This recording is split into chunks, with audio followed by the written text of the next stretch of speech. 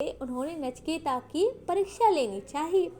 पहले तो यमराज ने इस विषय को अति गंभीर बताते हुए टालने का प्रयास किया। वे बोले कि नचिकेता, आत्म तत्व बड़ा गूढ़ है, बच्चों के समझने योग्य नहीं है। इसके बारे में तो देवताओं को भी संदेह हुआ था और इस तत्व को नहीं जान पाए थे। इसको रहने दो, तुम कोई दूसरा वर मांग लो। लेकिन नचिकेता अपनी ही बात पर अड़िग रहा। वह बोला कि हे मृत्युदेव, आप ही ने कहा है कि इस विषय पर देवताओं ने भी विचार किया, लेकिन वे कुछ समझ नहीं पाए। आप यह भी कहते हैं कि यह सूक्ष्म विषय सरल नहीं है। इन बातों से यह निष्कर्ष निकलता है कि यह विषय बड़ा महत्वपूर्ण है। फिर आप जैसे अनुभवी व सानिध्य पाकर भी क्या मैं आत्म तत्व को नहीं जान पाऊंगा? इसलिए आप मुझे आत्म तत्व का उपदेश अवश्य दें स्वामी। यमराज ने पुनः नचिकेता की परीक्षा लेते हुए कहा कि नचिकेता, तीसरे वर के रूप में आत्म तत्व को जानकर तुम क्या करोगे? तुम्हारी अवस्था अभी बहुत छोटी है। इसके स्थान पर तुम सांसारिक सुख मांगो, 100 वर्ष तक जीवित रहने वाले बेटे पोते मांगो, हाथी घोड़े, धन, लंबा जीवन, भोग विलास की वस्तुएं मांगो, पृथ्वी का राज्य मांगो। मैं सब कुछ क्षण भर में तुम्हें दे दूंगा। यमराज ने नचिकेता को भ्रमित करने का बहुत प्रयास किया, लेकिन नचिकेता अडिग रहा। वह बोला कि हे मृत्यु के देवता, आप जो भी सांसारिक सुख वैभव मुझे देना चाह रहे हैं, उन्हें लेकर मैं क्या करूंगा भला? यह सब तो क्षणभंगुर है। मुझे तो तीसरे वर के रूप में आप आत्म तत्व का ही ज्ञान दीजिए। यमराज ने देखा कि नचिकेता पर किसी भी प्रलोभन का कोई प्रभाव नहीं पड़ रहा। वह आत्म तत्व को ही जानने के लिए दृढ़ प्रतिज्ञा कर ली है, तो उसे सच्चा अधिकारी जानकर वे बोले, हे नचिकेता, श्रेय और प्रेय 2 मार्ग हैं।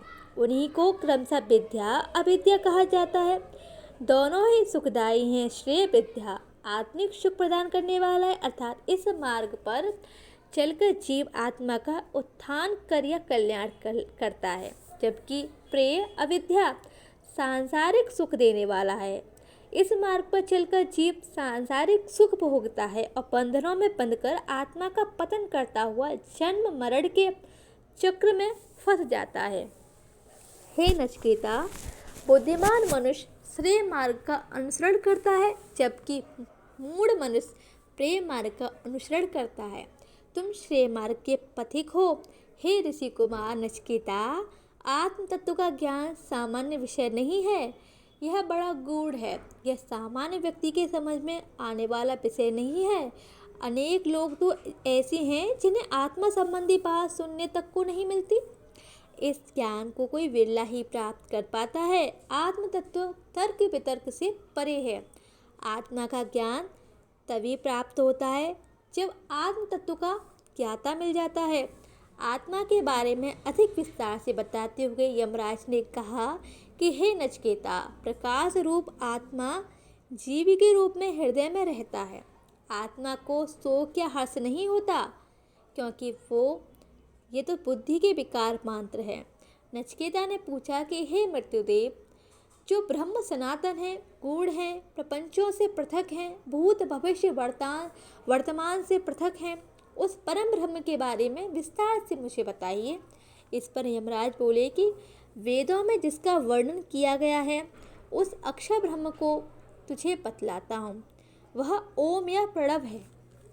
यद्यपि परमात्मा का कोई नाम विशेष नहीं है, फिर भी उसके अनेक नाम हैं। ऐसे ही नामों में ओम अक्षर ब्रह्मवाचक है। इसी अक्षर ब्रह्म के द्वारा परमात्मा को जाना जा सकता है, अथवा सीधे शब्दों में यह अक्षर ही ब्रह्म है और इसकी साधना करने से साधक सब कुछ पा सकता है। प्रणव साधना बताने के बाद यमराज ने आत्मा का वास्तविक स्वरूप बताते हुए कहा, हे नचिकेता, आत्मा का न जन्म होता है न मरण होता है। वह चैतन्य स्वरूप है। वह शाश्वत सनातन है। शरीर नष्ट होने पर भी उसका नाश नहीं होता। नचिकेता ने जिज्ञासा की कि हे मृत्युदेव, आत्मा या परमात्मा कैसा और कहाँ रहता है? इस पर यमराज ने कहा, हे नचिकेता, कि आत्मा सूक्ष्म से अति सूक्ष्म और महान से महान है। समस्त जीवों के हृदय में उसका वास है। आत्मा को वही जान सकता है जो कार्यों की सिद्धि या असिद्धि में बुद्धि के सम रखता हो। देखो, पहली बात तो ये है कि आत्मा के दर्शन होते ही नहीं। यदि हो भी जाएं तो वह जीव शोक हर्ष में रहित रहता है।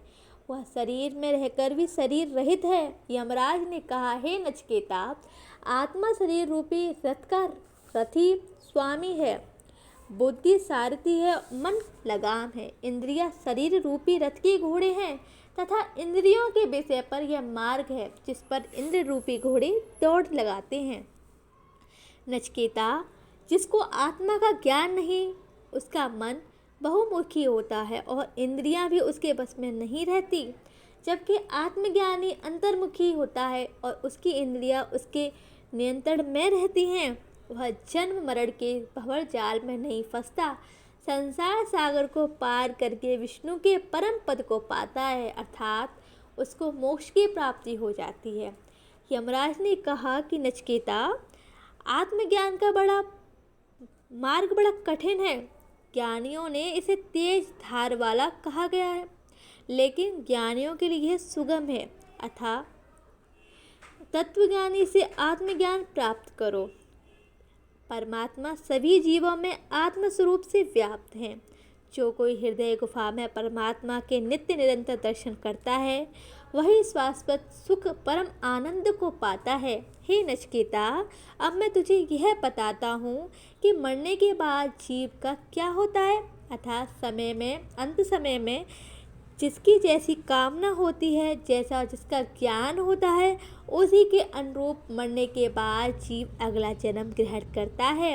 इसलिए मरण से पूर्व ही जो आत्मा का ज्ञान प्राप्त कर लेता है, वही जीवन मुक्त हो जाता है।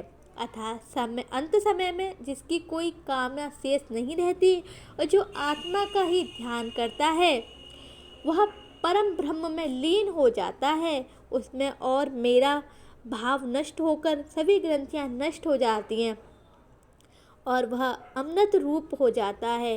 यही शास्त्रोपदेश है, इसके अतिरिक्त अन्य कुछ भी नहीं।